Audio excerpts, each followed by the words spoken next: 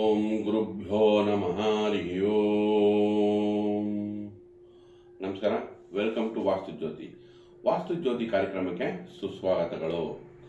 ಅಕ್ಷಯ ತೃತೀಯ ಹಬ್ಬಕ್ಕೆ ಎಲ್ಲ ವೀಕ್ಷಕರಿಗೂ ಸುಖ ಸಮೃದ್ಧಿ ಹೆಚ್ಚಾಗಲಿ ಅಂತ ದೇವರಲ್ಲಿ ಪ್ರಾರ್ಥನೆ ಮಾಡ್ತೀನಿ. ಆ ಶ್ರೀಕೃಷ್ಣ ಆಗ್ಬೋದು, ಆ ಮಹಾಲಕ್ಷ್ಮಿ ಆಗ್ಬೋದು, ತಮಗೆಲ್ಲ ಸಕಲ ಐಶ್ವರ್ಯ ಸಮೃದ್ಧಿ ಆರೋಗ್ಯ ಎಲ್ಲನೂ ಕೊಡಲಿ ಅಂತ ಕೇಳ್ಕೊತಾ ವಾರ ಭವಿಷ್ಯದ ಬಗ್ಗೆ ಈಗ ನೋಡೋಣ. ವಾರ ಭವಿಷ್ಯಕ್ಕೂ ಮುಂಚೆ ಯಾವ ಯಾವ ಗ್ರಹಗಳು ಯಾವ ಯಾವ ಪರಿಸರ ಅಂದರೆ ರಾಶಿಲಿದೆ ಅಂತ ನೋಡೋಣ. ಈ ವಾರದ ವಿಶೇಷತೆ ಏನು ಅಂತಂದರೆ, ಮೊದಲನೇದಾಗಿ ಶುಕ್ರ ಸ್ವಸ್ಥಾನಕ್ಕೆ ಪ್ರವೇಶ, ಜೊತೆಗೆ ಚಂದ್ರ ಕೂಡ ಪ್ರಬಲ ಅಂದರೆ ಉಚ್ಚ ಸ್ಥಾನದಲ್ಲಿದೆ. ಶುಕ್ರ ಚಂದ್ರರ ಯುತಿ ವೃಷಭ ರಾಶಿಯಲ್ಲಾಗಿದೆ. ಸೂರ್ಯ ನೋಡಿ ಈಗ ಮೇಷರಾಶಿಯಲ್ಲಿ ಪ್ರಬಲ ಅಂದರೆ ಉಚ್ಚನಾಗಿ ಸಂಚಾರ ಮಾಡ್ತಾ ಇದೆ. ಜೊತೆಗೆ ನಮಗೆ ಉತ್ತರ ಭಾದ್ರಪದ ನಕ್ಷತ್ರದಲ್ಲಿ ಶನಿ ಆಗ್ಬೋದು, ಬುಧ ಆಗ್ಬೋದು, ಕುಜ ಆಗ್ಬೋದು ಒಂದೇ ನಕ್ಷತ್ರದಲ್ಲಿ ಸಂಚಾರ ಮಾಡ್ತಾ ಇದೆ. ಅದ್ರ ಜೊತೆಗೆ ಗುರು ನೋಡಿ ಪರಿವರ್ತನಾ ಯೋಗ, ಮಿಥುನ ರಾಶಿಯಲ್ಲಿ ಗುರು ಮತ್ತು ಮೀನ ರಾಶಿಯಲ್ಲಿ ಬುಧ. ಸೊ ಇಲ್ಲಿ ಗುರು ಮನೆಯಲ್ಲಿ ಬುಧವಿದೆ, ಬುಧನ ಮನೆಯಲ್ಲಿ ಗುರು ಇದೆ. ಹಾಗಾಗಿ ಈಗ ಯಾರದೇ ಮನೆಗೂ ತೊಂದರೆ ಕೊಡದೇ ಇರೋಂಗೆ ಈ ವಾರದಲ್ಲಿ ಮ್ಯಾನೇಜ್ ಮಾಡೋಂಗ ಅಂತ ಪರಿಸ್ಥಿತಿ ಇದೆ. ಜೊತೆಗೆ ಕೇತು ಸಿಂಹ ರಾಶಿ, ರಾಹು ಕುಂಭ ರಾಶಿಯಲ್ಲಿ ಸಂಚಾರ ಮಾಡ್ತಾ ಇದೆ.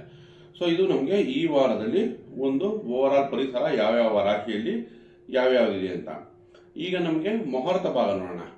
ಈಗ ನೋಡಿ 19ನೇ ತಾರೀಕು 10:15 11 ಗಂಟೆ ತನಕ ನಮಗೆ ದ್ವಿತೀಯ ನಡೀತಾ ಇದೆ.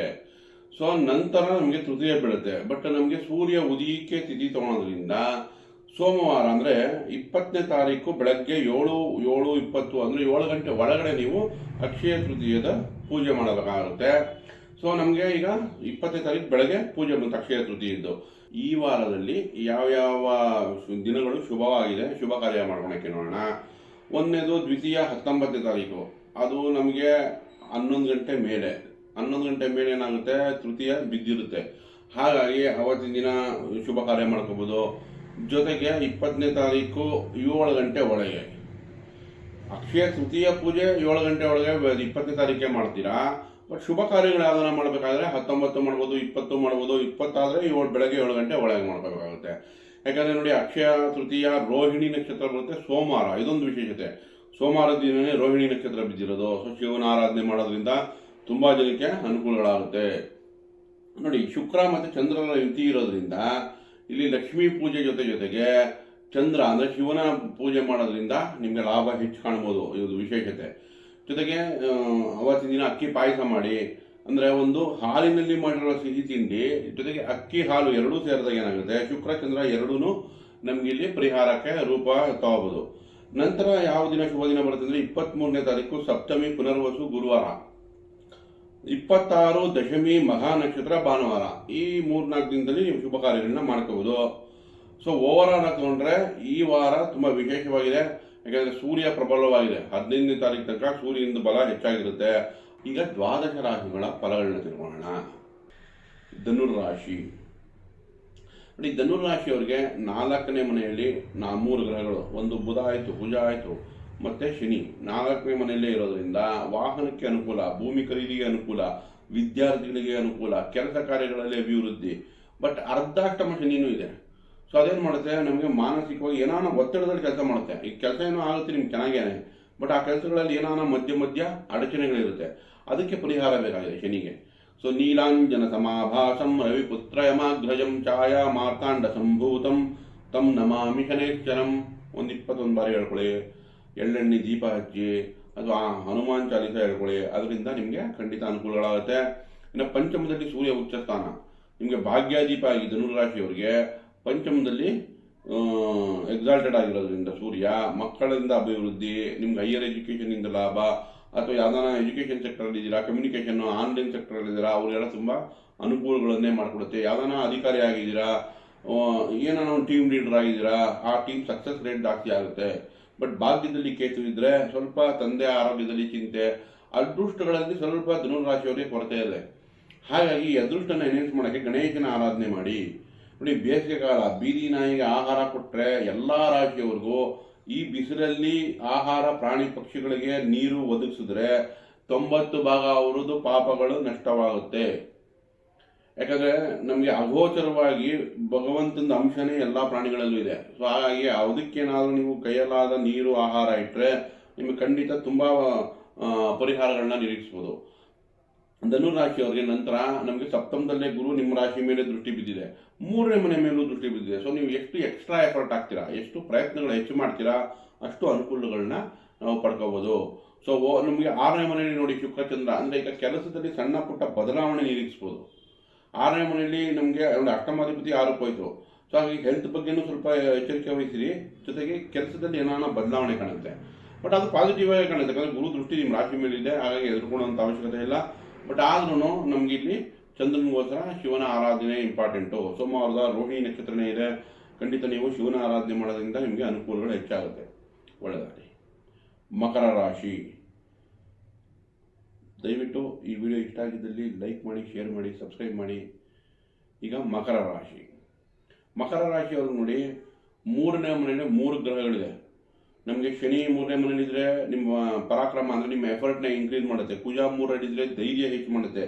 ಈ 2 ಗ್ರಹಗಳು ಸಾಕು ನಮ್ಮ ಇಡೀ ಮಿಕ್ಕ ಗ್ರಹಗಳನ್ನ ಬ್ಯಾಲೆನ್ಸ್ ಮಾಡೋಕ್ಕೆ.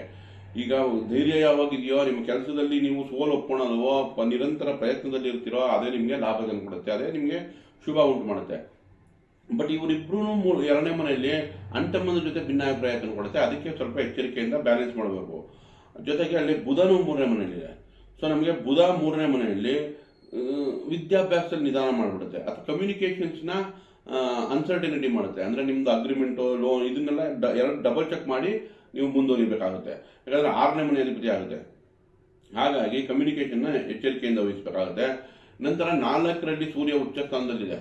ಸೊ 4ರಲ್ಲಿ ಸೂರ್ಯ ಅಷ್ಟಮಾಧಿಪತಿ 4ರಲ್ಲಿದ್ದರೆ ಆಕಸ್ಮಿಕವಾಗಿ ಭೂಮಿ ಲಾಭ ಆಗ್ಬೋದು, ಅಥವಾ ವಾಹನ, ಮನೆ ಇತ್ಯಾದಿಗಳಲ್ಲಿ ಏನಾದರೂ, ಅಥವಾ ತಂದೆಯಿಂದ ಏನಾದರೂ ಬರುವಂಥದ್ದು ಆಕಸ್ಮಿಕವಾಗಿ ಬರೋ ಚಾನ್ಸಸ್ ಇರುತ್ತೆ.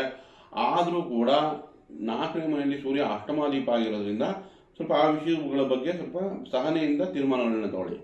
ನಂತರ ಪಂಚಮದಲ್ಲಿ ಶುಕ್ರ ಚಂದ್ರರ ರೀತಿ ಪ್ರೀತಿ, ಪ್ರೇಮ, ಸಾಮರಸ್ಯಕ್ಕೆ ಅನುಕೂಲ ಮಾಡಿಕೊಡುತ್ತೆ. ವಿದ್ಯಾಭ್ಯಾಸಕ್ಕೆ ಚಂದ್ರ ಅನುಕೂಲ ಮಾಡಿಕೊಡುತ್ತೆ. ಹಣಕಾಸು, ಎಜುಕೇಷನ್ ಸೆಕ್ಟರಲ್ಲಿ ಇರೋರಿಗೆ, ಅಥವಾ ಪಾಠ ಹೇಳ್ಕೊಡ್ತಾ ಇರೋರಿಗೆ, ಅಥವಾ ಅಲಂಕಾರಿಕ ವಸ್ತುಲಿ ಇರ್ಬೋದು. ಯಾಕಂದರೆ ಸ್ವಸ್ಥಾನ ಶುಕ್ರ ಅಲ್ಲಿ ಕ್ರಿಯೇಟಿವಿಟಿಲಿ ನಿಮಗೆ ಎಷ್ಟು ಕ್ರಿಯೇಟಿವ್ ಹ್ಯಾಂಡ್ ಕ್ರಾಫ್ಟಲ್ಲಿ ಇರ್ತೀರಾ, ಅಥವಾ ಕ್ಲೋತಿಂಗಲ್ಲಿ ಇರ್ತೀರಾ, ಯಾವ್ದಾನ ಕ್ರಿಯೇಟಿವ್ ಜಾಬಲ್ಲಿ ಇರೋರಿಗಂತೂ ತುಂಬ ಚೆನ್ನಾಗಿದೆ. ಮಕರ ರಾಶಿಯವರಿಗೆ ಈ ವಾರದಲ್ಲಿ ಅನುಕೂಲಗಳನ್ನ ಹೆಚ್ಚಾಗಿ ನೋಡ್ಬೋದು. ಇನ್ನು ಗುರು 6ರಲ್ಲಿದೆ, ವೃತ್ತಿ ಜೀವನಕ್ಕೆ ತುಂಬ ಅನುಕೂಲಕರವಾಗಿರುತ್ತೆ. ಬಟ್ ಆದರೆ ಆರೋಗ್ಯದಲ್ಲಿ ಸ್ವಲ್ಪ ಏನಾನ ಒತ್ತಡಗಳಿರೋದ್ರಿಂದ ಗುರು ಶಾಂತಿ ಅಗತ್ಯ. ದಿನ ಸ್ನಾನ ಮಾಡುವಾಗ ಒಂದು ಚಿಟಿಕೆ ಹಳದಿ ನೀರಿಗೆ ಹಾಕಿ ಸ್ನಾನ ಮಾಡೋದಾಗಲಿ, ಅಥವಾ ಹಳದಿ ತಿಲಕ ಇಟ್ಕೊಳ್ಳೋದಾಗಲಿ, ಅಥವಾ ಶಿವನ ದೇವಸ್ಥಾನಕ್ಕೆ ಭೇಟಿ ಕೊಟ್ಟು ಅಲ್ಲಿ ಕಡಲೆಯನ್ನು ದಾನ ಕೊಡೋದ್ರಿಂದ, ಗುರು ಸಮಾನರಿಗೆ ಹಳದಿ ವಸ್ತ್ರ ದಾನ ಕೊಡೋದ್ರಿಂದ ಗುರು ಶಾಂತಿ ಆಗುತ್ತೆ. ಇನ್ನು 2ನೇ ಮನೆ ರಾಹು, ಅಷ್ಟಮದಲ್ಲಿ ಕೇತು. ಸೊ ಈ ಎರಡಕ್ಕೂ ನಮಗೆ ಪರಿಹಾರ ಬೇಕು. 2ನೇ ಮನೆಯಲ್ಲಿ ರಾಹು ಇದ್ದಾಗ ಏನಾಗುತ್ತೆ, ಮಾತು ಹೊರಟಾಗುತ್ತೆ, ಸ್ಟ್ರೈಟ್ ಫಾರ್ವರ್ಡ್ನೆಸ್ ಇರುತ್ತೆ, ಡಿಪ್ಲೊಮಸಿ ಕಡಿಮೆ ಆಗುತ್ತೆ. ಅದಕ್ಕೋಸ್ಕರ ನಮಗೆ ಈ ರಾಹು ಶಾಂತಿ ಆಗುತ್ತೆ. ಯಾಕಂದರೆ ಹಣಕಾಸು ಕುಟುಂಬದ ಭಾವದಲ್ಲಿ ಇದ್ದಾಗ ಬಂದರೂ ಕೂಡ ಸೇವಿಂಗ್ ಕಷ್ಟ ಆಗುತ್ತೆ. ಅಷ್ಟಮದಲ್ಲಿ ಕೇತು ಇದ್ದರೆ ಸಣ್ಣ ಪುಟ್ಟ ಏಟ್ ಬಿಡೋದು, ಊರುಗಳಿಗೆ ಏಟ್ ಬಿಡೋದು, ಇಲ್ಲಾಂದರೆ ಒಂದು ಇಂಟರ್ನಲ್ ದುಃಖ ಅಂತೀವಿ, ಅಂದರೆ ಒಳಗೆ ಕೊರಗೋದು. ಸೊ ಹಾಗಾಗಿ ಆ ಕೇತುಗೆ ಪರಿಹಾರ ಬೇಕು. ಕೇತುಗೋಸ್ಕರ ಸುಬ್ರಹ್ಮಣ್ಯನ ಆರಾಧನೆ, ಗಣೇಶನ ಆರಾಧನೆ, ಅಥವಾ ಇಬ್ಬಿದಿನಾಯಿಗೆ ಆಹಾರ ಕೊಡೋದು, ನೀರಿಡೋದು, ಪಕ್ಷಿಗಳಿಗೆ ನೀರಿಡೋದು.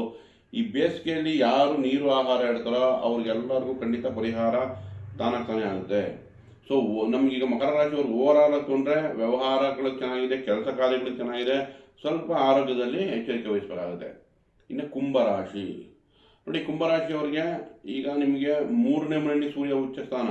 ಸೊ ಈ ವಾರ ಇದರಲ್ಲಿ ಕೆಲಸ ಕಾರ್ಯಗಳಿಗೆ ಅನುಕೂಲ ಏನಾದರೂ ಮಾಡಿಕೊಡುತ್ತೆ. ಹೊಸ ಕೆಲಸ ಹುಡುಕ್ತಾಯಿದ್ರೆ ಅದಕ್ಕೆ ಸಿಗೋಕ್ಕೆ ಚೆನ್ನಾಗಿದೆ. ಇನ್ನು ನಿಮಗೆ ಈ ತಿಂಗಳಲ್ಲಿ ಮನೆ ಅಥವಾ ವಾಹನ ತೊಗೊಳ್ಳೋಂಥ ಅವಕಾಶಗಳು ನಿಮಗೆ ಒದಗಿ ಬರುತ್ತೆ. ಯಾಕಂದರೆ 4ನೇ ಮನೆಯಲ್ಲಿ ಶುಕ್ರ ಇದೆ, ಚಂದ್ರನ ಜೊತೆ ಇದೆ. ಈ ವಾರದಲ್ಲಿ ತೊಗೊಂಡ್ರೆ ನಮಗೆ ಕುಂಭರಾಶಿಯವರಿಗೆ 6ನೇ ಮನೆ ಅಧಿಪತಿ. ಸೊ ಕೆಲಸ ಕಾರ್ಯಗಳಲ್ಲೂ ಅನುಕೂಲ ಚೆನ್ನಾಗಿದೆ. ಯಾಕಂದರೆ 4ನೇ ಮನೆಯಲ್ಲಿ ಉಚ್ಚ ಸ್ಥಾನದಲ್ಲಿ ಶುಕ್ರನ ಜೊತೆ ಸ್ವಸ್ಥ ಶುಕ್ರ ಓವನೌಸಲ್ಲಿದೆ. ಹಾಗಾಗಿ ನಿಮಗೆ ಅತ್ತೆಯಿಂದ ಕೂಡ ಲಾಭ ಬರುವಂಥ ಚಾನ್ಸಸ್ ಇರುತ್ತೆ. ನಮಗೆ ನೆಕ್ಸ್ಟ್ ಪಂಚಮದಲ್ಲಿ ಗುರು ನಿಮ್ಮ ರಾಶಿ ನೋಡ್ತಿದೆ, ಸ್ವಲ್ಪ ಆರೋಗ್ಯದಲ್ಲಿ ವೃದ್ಧಿ. ಸ್ವಲ್ಪ ಡಯಟ್ ಮಾಡಿದ್ರೆ ನಿಮಗೆ ಆರೋಗ್ಯದಲ್ಲಿ ಬೇಗ ರಿಕವರಿ ಆಗೋ ಚಾನ್ಸಸ್ ಇರುತ್ತೆ. ಇನ್ನು ನಿಮ್ಮ ಮಾತು ಹೊರಟಾಗ್ಬೋದು. ಯಾಕಂದರೆ 2ನೇ ಮನೆಯಲ್ಲಿ ಕುಜ, ಶನಿ, ಬುಧ 3 ಇರೋದ್ರಿಂದ ಮಾತಿನ ಮೇಲೆ ಎಚ್ಚರಿಕೆ ವಹಿಸಬೇಕಾಗುತ್ತೆ. ಸ್ವಲ್ಪ ಬ್ಯಾಲೆನ್ಸ್ಡ್ ಆಗಿರಬೇಕು ಮಾತಲ್ಲಿ. ಇನ್ನು 2ನೇ ಮನೆ ಬುಧ ನಿಮಗೆ ನೋಡಿ, ಪಂಚಮಾದೀಪ ಮತ್ತು ಅಷ್ಟಮಾದೀಪ ನಿಮಗೆ ಕೆಲಸ ಕಾರ್ಯಗಳಲ್ಲಿ, ವಿದ್ಯಾಭ್ಯಾಸದಲ್ಲಿ ಬುಧ ಅನುಕೂಲ ಮಾಡಿಕೊಡುತ್ತೆ. ಹಾಗೆ ಕುಜ ಕೂಡ 3ನೇ ಮನೆ ಅಧಿಪತಿ 2ರಲ್ಲಿದ್ದರೆ ಮಾತುಕತೆಯಿಂದ ದುಡ್ಡು ಬರೋದು, ಕಮ್ಯುನಿಕೇಷನ್ ಫೀಲ್ಡಲ್ಲಿ ಏನಾದರೂ ಲಾಭ ಬರೋದು, ಓವರಾಲ್ ಆಗಿ ಚೆನ್ನಾಗಿದೆ. ಬಟ್ ಆದರೂ ಶನಿ ಶಾಂತಿ ಅಗತ್ಯ, ಯಾಕಂದರೆ ಇನ್ನು ಸಾಡೆ ಸತಿ ಅಂತ್ಯ ಭಾಗ. ಸೊ ಶನಿಗೋಸ್ಕರ ರಾಮರಕ್ಷಾ ಸ್ತೋತ್ರ 21 ಬಾರಿ ದಿನನಿತ್ಯ ಹೇಳ್ಕೊಳ್ಳಿ. ಶ್ರೀರಾಮ ರಾಮ ರಾಮೇತಿ ರಮೇ ರಾಮೇ ಮನೋರಮೆ ಸಹಸ್ರನಾಮ ತತ್ತುಲ್ಯಂ ಶ್ರೀರಾಮನಾಮ ವರಾನನೆ. ಒಂದು 21 ಬಾರಿ ಹೇಳ್ಕೊಳ್ಳೋದ್ರಿಂದ ಖಂಡಿತ ನಿಮಗೆ ಲಾಭಗಳು ಹೆಚ್ಚಾಗುತ್ತೆ. ಓವರಾಲ್ ತೊಗೊಂಡ್ರೆ ಈ ವಾರ ಚೆನ್ನಾಗಿದೆ, ಕೆಲಸ ಕಾರ್ಯಗಳಿಗೆ ಒಳಗಾಗಲಿ. ಮೀನರಾಶಿ ನೋಡಿ, ಮೀನರಾಶಿ ನಿಮ್ಮ ರಾಶಿಯಲ್ಲೇ 3 ಗ್ರಹಗಳ ಯುತಿಯಾಗಿದೆ.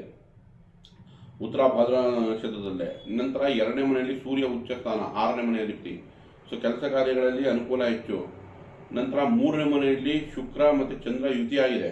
ಸೊ ಶುಕ್ರ ಚಂದ್ರ 3ನೇ ಮನೆಯಲ್ಲಿ ಯುತಿ ಆದರೆ ಕಮ್ಯುನಿಕೇಷನಿಂದ ಲಾಭ, ಅಕ್ಕಂಗಿಯಿಂದ ಲಾಭ.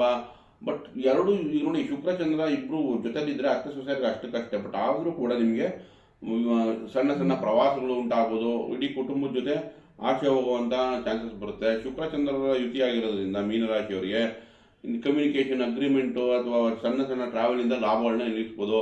ಇನ್ನು 4ನೇ ಮನೆಯಲ್ಲಿ ಗುರು.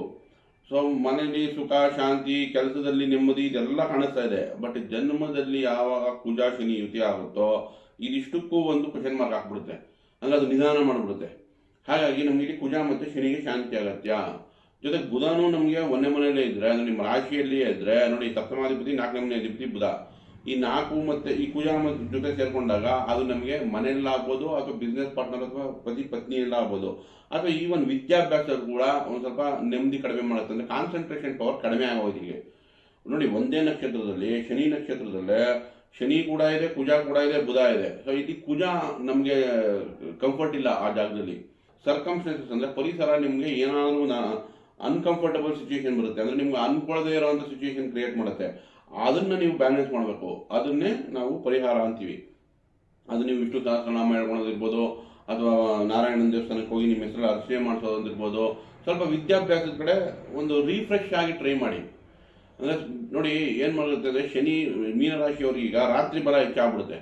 ರಾತ್ರಿ ಲೇಟಾಗಿ ಮಲ್ಕೊಳೋದು, ಬೆಳಗ್ಗೆ ಲೇಟಾಗಿ ಹೇಳೋದು, ಅದನ್ನು ಚೇಂಜ್ ಮಾಡಿ. ಈಗ ಬೆಳಗ್ಗೆ ಬೇಗ ಹೇಳೋದ್ರಿಂದ ನಿಮಗೆ ಲಾಭಗಳು ಹೆಚ್ಚಾಗುತ್ತೆ.